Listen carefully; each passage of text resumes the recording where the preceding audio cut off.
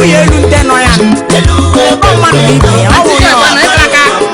A na-eji ụwa akazi. Ụdị ụwa wụ mmadụ ibe ya. Oche uru ka o si ka ọhụrụ emekwala leo.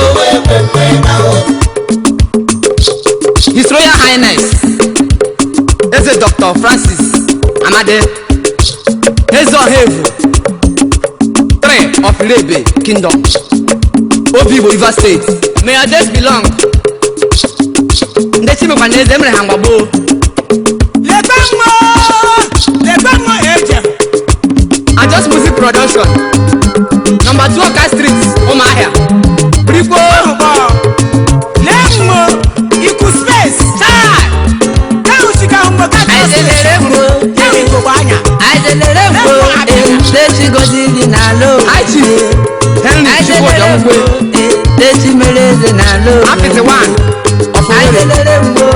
Sole Administrator Aizelere mbo. Owerri West Ibadan Dechi gozili na lo. Ikraka Aizelere mbo. Dechi gozili na lo wele. Ejide kushi na kulube kushi. Yoso kwagi kushi ya. Onye braba. Dechi mereze ta. Dechi mereze mabobo. Ajos Music ekele Maketa meje mọnụ Aizelere mbo. Aizelere mbo. Dechi gozili na lo wele anya. Igolo. Aizelere mbo. Dechi mereze na lo wele anya. Aizelere mbo. Inaila. Aizelere mbo. Ambasa ikrako. Dechi gozili na lo wele anya. Kosi akwanu machine ka. Aizelere mbo. Dechi mereze na lo Aholi wele. ekila. Kamao So. Abala agba mgbatịrị ahụ. Ejikwa nnebu ụlọ akụkụ. Igbuola ekwu ọkpọ ọyọ kịtị. Ya ayọ ka mmeri. Enwere onye ụba sọ nka ya.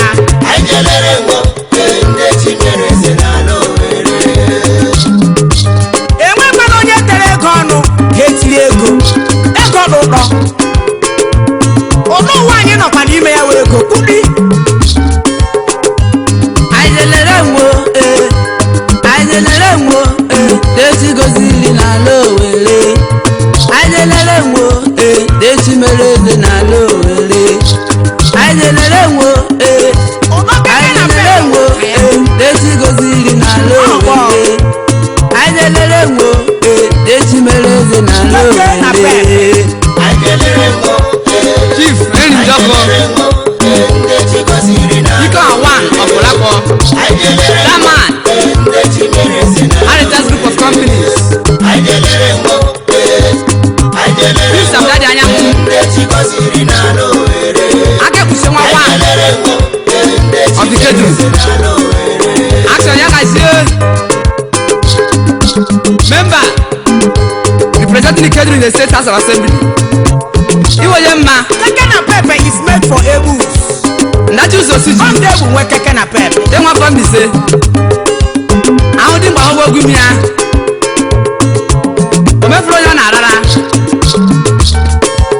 If Dr. Bim Joko Mbakwe 1 of Ikeduru Barrister William Amade Ogwachi n'aka ya agba SA to the Governor on Sanitation and Transport Acting General Manager Entraco Olarila Mogo Mr. Innocent Emmanuel Omebele mwekwele gemele ebele o Kelela mlolo ge Aga koto onye Chineke akụyola ọyọla anyị otu anọ. Ifimo Chiama Donke Osina nwata bewa Barrister Chima Ejikwu Ebi Ojikwa namba Ọ dị ụkọ na mba. Ojimote Mogo Oji ego eme ọgọ ya gaziela gị. Dr. Vitibe Managing Director Afrijet Airlines Ya gaziela gị taa. Ete ya ọkwa n'isi ije. Ị ga na-eje eje na-abada abada Olololo. Vitalis Ogbonna Akụrụ 1 of Ozuzo Autonomous Community Ndị mmadụ gbafọ ama n'elu ndị chi mere eze